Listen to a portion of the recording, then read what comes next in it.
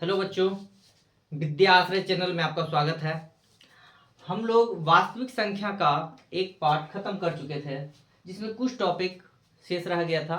आज उसका हम लोग पूरा कंप्लीट करेंगे और एक और चैप्टर का हम वीडियो आपके इसी यूट्यूब चैनल पे डाल चुके हैं, सांख्यिकी चैप्टर का। ठीक है, तो अभी हम इस चैप्टर के बारे में जो कुछ चीज़ें जो बाकी है उसके बारे में थोड़ा बताना चाह रहे हैं। जैसे इसमें जो इम्पोर्टेंट टॉपिक है आपका है अभाज्य गुणनखंड, एलसीएम एचसीएफ। अभाज्य गुणन के खंड के द्वारा एलसीएम और एचसीएफ कैसे निकाल सकते हैं। एक है कि एलसीएम एचसीएफ का जो मल्टीपल होता है वो आपका जो दो संख्या रहता है दोनों का गुणनफल के बराबर होता है। तो इस पर ये तीनों टॉपिक हम लोग खत्म कर चुके हैं और नंबर सिस्टम के बारे में भी सब चीज लगभग जान चुके हैं। इसमें कुछ जो इम्पोर्टेंट चीज जो बाकी रह गया वो है कि अपरिमेय संख्या को सिद्ध करने के बारे में एक पूछा जाता है क्वेश्चन, और ये आपका जो है लगभग 5 नंबर में, 3 नंबर में, 2 नंबर में इस तरह से पूछा ही जाता है। तो ये बहुत इंपॉर्टेंट है आपके लिए, इसको ध्यान से आप समझ लीजिए। इससे एक क्वेश्चन आपका श्योर है कि आना ही आना है। ऑब्जेक्टिव में भी आता है, सब्जेक्टिव में भी आता है, दोनों में आपका इसका एक क्वेश्चन आता ही आता है। देखिए, जैसे क्वेश्चन दिया हुआ रहेगा आपको कि सिद्ध करें √2 एक अपरिमेय संख्या है, मतलब इरेशनल नंबर है। ठीक है, तो √2 एक अपरिमेय संख्या है। अगर इसको हमको सिद्ध करना है तो कैसे करेंगे। ठीक है, तो जब भी कोई चीज अगर पूछा जाता है तो हम लोग उसका हमेशा अपोजिट मान के पहले चलते हैं। तो यहां पर देखिए √2 एक अपरिमेय संख्या हमको प्रूव करना है, तो हम लोग मानेंगे कि √2 एक अपरिमेय संख्या नहीं है। तो ये क्या है, तो मान लिए कि यह एक परिमेय संख्या है, मतलब रेशनल नंबर है। तो हम लोग मान लिए कि √2 क्या है, एक परिमेय संख्या है। परिमेय संख्या हम लोग उसको बोलते हैं जिसका जैसे p/q के रूप में लिखा जाता है और इसका जो एचसीएफ होता है, मतलब गुणनखंड जो होता है वो 1 होना चाहिए। मतलब दोनों का जो फैक्टर होगा यानी कि एचसीएफ होगा वो हमेशा 1 होना चाहिए। ये चीज ध्यान रखिएगा। तो इसको हम लोग बोलते हैं रेशनल नंबर। ठीक है, तो यहाँ पर √2 हम लोग मान लिए कि एक परिमेय संख्या है। तो यहाँ पर √2 एक परिमेय संख्या है तो क्या हुआ, a/b, और a और b दोनों का जो एचसीएफ होगा वो कितना होगा, 1 होगा। ये हम लोग मान के चलते हैं। अब आगे हम लोग देखते हैं क्या होता है।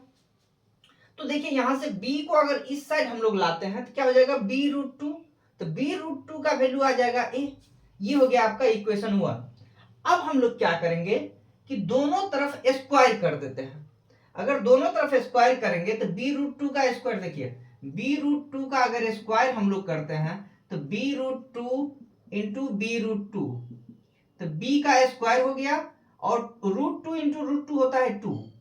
रूट में अगर कोई चीज है अगर सेम अगर दो बार उसी को मल्टीप्लाई करते हैं तो रूट हट जाता है, तो ये हो जाएगा 2b²। तो इसका हो गया 2b² और इधर हो जाएगा a²।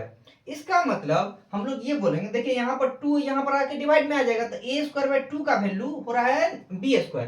यानी कि जैसे देखिए यहाँ पर आप कि अगर हम लोग बोलते हैं कि 10 अगर 2 से डिविजिबल है तो कितना आ रहा है, 5। इसका मतलब 10/2 की 5 है। उसी तरह यहाँ पर जब a²/2 करेंगे तो क्या आ जाएगा, b² आ जाएगा। इसका मतलब a² जो है सो 2 से डिविजिबल है, मतलब 2 से विभाजित है। जिस तरह से यहाँ पर 10 जो है सो 2 से डिविजिबल है यानी कि 2 से विभाजित है। उसी तरह से तो हम लोग बोल सकते हैं कि a² जो है सो 2 से विभाजित है। अब एक आपका यहाँ पर एक प्रमेय आता है यानी कि थ्योरम आता है, p अगर जो है सो कोई भी प्राइम नंबर से अगर a² अगर विभाजित है तो a भी क्या होगा, विभाजित होगा। इस चीज को आपको ध्यान में रखना, ये एक थ्योरम है आपका, है ना।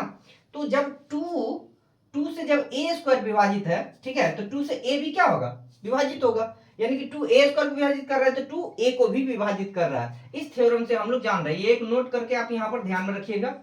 ठीक है, साइड में आप इसको लिख सकते हैं। तो 2 से a विभाजित है, इसका मतलब a का एक फैक्टर 2 भी हो गया। ठीक है, यहां तक हो गया। अब हम लोग आगे काम क्या करेंगे, जो a है a को आप मान लेंगे हम लोग 2c 2d कुछ भी मान सकते हैं। तो a को मान लिए 2c। ठीक है, अगर a को 2c मान लिए और यहां पर अगर पुट करते हैं तो देखिए क्या हो जाएगा, 2b² इक्वल टू 2c का होल स्क्वायर। तो 2c का होल स्क्वायर हो जाएगा 4c²। देखिए यहां पर आ गया है 2b² इक्वल टू क्या हो गया, यहां पर 2c का स्क्वायर करेंगे तो हो जाएगा 4c²। तो यहां से 2 जब डिवाइड करेंगे तो b² इक्वल टू आ जाएगा 2c²। अब देखिए सेम कंडीशन वहां वाला चीज आपका यहां भी लागू होगा। b² अगर हम करते हैं तो आता है c²। इसका मतलब 2 जो है b² को विभाजित कर रहा है। इसका मतलब क्या हो गया कि 2 b² को विभाजित कर रहा है और 2 अगर b स्क्वायर को विभाजित कर रहा है तो वही वाला प्रमेय फिर से लगा देंगे जो अभाज्य संख्या का जो एक प्रमेय है ना। तो 2 अगर b स्क्वायर को विभाजित कर रहा है 2 b को भी विभाजित करेगा। अब ध्यान से आप देखिए कि 2 यहाँ पर a को भी विभाजित कर रहा था और 2 b को भी विभाजित कर रहा है। इसका मतलब a और b दोनों का एक फैक्टर हो गया आपका 2, यानी कि दोनों का एक गुणनखंड क्या हो गया 2 हो गया। लेकिन इससे पहले बताया गया था हमको कि a और b का जो एचसीएफ होगा यानी गुणनखंड होगा वो केवल 1 होगा। लेकिन यहां पर हम लोग देख रहे हैं कि एक से ज्यादा, यहां पर a और b का जो एक गुणनखंड है वो 2 भी आ रहा है। तो a और b का जब एक से ज्यादा गुणनखंड हो जाएगा तो इसका मतलब ये क्या है, ये परिमेय संख्या नहीं है मेरा, है ना। तो ये परिमेय संख्या जब नहीं हो पाया तो इसका मतलब ये क्या है, एक अपरिमेय संख्या है। तो बस हमको यहाँ पर केवल लिख देंगे कि अगर a और b का यहाँ पर जो है तो केवल एचसीएफ एक गुणनखंड नहीं है, एक से ज्यादा आ रहा है, तो यहाँ पर ये क्या हो गया, परिमेय संख्या नहीं है, इसीलिए √2 एक क्या हो गया, अपरिमेय संख्या हो गया। तो इस तरह से आप जो है इसको सिद्ध कर सकते हैं। ठीक है, यहाँ पर आपको देखिए कैसे कैसे क्वेश्चन पूछा जा सकता है। एक तो आपको दे देगा √2, ये बहुत इंपॉर्टेंट है, खासकर √2 जनरली दे देता है। कभी कभी दे देगा आपको √3 प्रूव करने के लिए, कभी कभी √5 दे देगा प्रूव करने के लिए। तो इस तरह से सेम आपको बस √2 के स्थान पर √3, √2 के स्थान पर √5, ये सब पुट करके आप इसको प्रूव कर सकते हैं। एक तो ये हो गया आपका। अब कुछ चीज आप थोड़ा सा ध्यान में रखिएगा नोट करके कि अगर परिमेय संख्या में हम लोग अपरिमेय संख्या को जोड़े या घटाए, जब परिमेय संख्या में हम लोग अपरिमेय संख्या को जोड़े या घटाए तो वो भी एक अपरिमेय संख्या हो जाता है। अब जैसे मान लीजिए एक क्वेश्चन आपको दे दिया दूसरा नंबर कि सिद्ध करें कि 2 + √5 एक अपरिमेय संख्या है। तो दोस्तों आपको क्या काम करना है, आप केवल एक काम कीजिएगा कि √5 को आप अपरिमेय संख्या सिद्ध कर दीजिए। तो आप इसी के थ्रू आप जो है √5 को एक अपरिमेय संख्या सिद्ध कर दीजिएगा। अगर अपरिमेय अगर ये √5 आपका हो रहा है और अपरिमेय में अगर 2 क्या है, परिमेय संख्या, अपरिमेय में अगर परिमेय को हम लोग जोड़ रहे हैं क्या हो जाएगा, अपरिमेय संख्या। आप ऐसे ही सिंपल तरीका से प्रूव कर सकते हैं। हर एक बुक में हालांकि बहुत अलग अलग तरीका से भी हम लोग करते हैं कि √5 = हो गया a/b फिर -2 करके, तो उतना करने की आपको जरूरत नहीं है। आप सिंपली क्या कीजिएगा कि √5 को एक अपरिमेय संख्या सिद्ध कर लीजिए और लिख दीजिएगा कि अपरिमेय प्लस परिमेय = अपरिमेय होता है। तो ये दोनों को जोड़िएगा तो वो क्या हो जाएगा, अपरिमेय संख्या। आप आराम से इसको सिद्ध कर सकते हैं। ठीक है, उसके बाद जो है ये क्वेश्चन सब हम पिछले क्लास में कर चुके हैं, लेकिन आपको दे दिए हैं, ये आपको बनाना है। इसमें ये कैसे बनेगा, एलसीएम और एचसीएफ निकाले। तो आप अभाज्य गुणनखंड का हम जो है सो पिछला वीडियो में हम बता चुके हैं, पार्ट 1 जो वीडियो था उसमें बता चुके हैं। ये पार्ट 2 का वीडियो आपका है। पार्ट 1 को एक बार बढ़िया से आप देख लीजिएगा कि इस दोनों का क्या कीजिएगा, अभाज्य गुणनखंड कर लीजिएगा। अभाज्य गुणनखंड करने के बाद जो हाईएस्ट पावर वाला होता है, जो बड़ा पावर वाला होता है, उसको सेलेक्ट करके मल्टीप्लाई कर दीजिएगा तो आपका एलसीएम निकल जाएगा। और जो सबसे स्मॉलेस्ट पावर है जो कि दोनों में उपस्थित होना चाहिए, अगर दोनों में जो उपस्थित नहीं है तो हम लोग उसके लिए 1 लेते थे।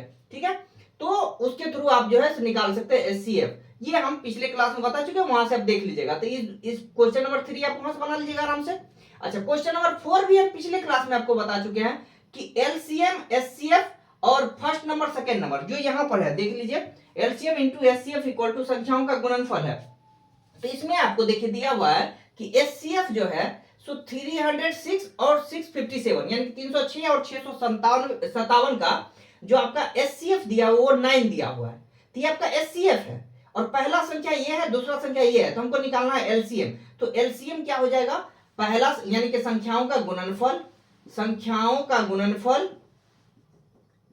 Bye HCF.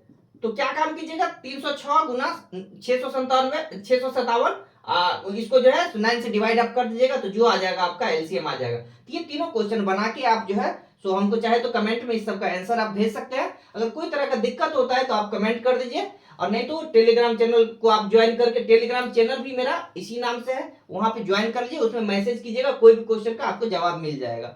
Thank you very much. ये चैप्टर आपका खत्म हो गया। नेक्स्ट चैप्टर हम लोग बहुपद के साथ मिलते हैं। बाय।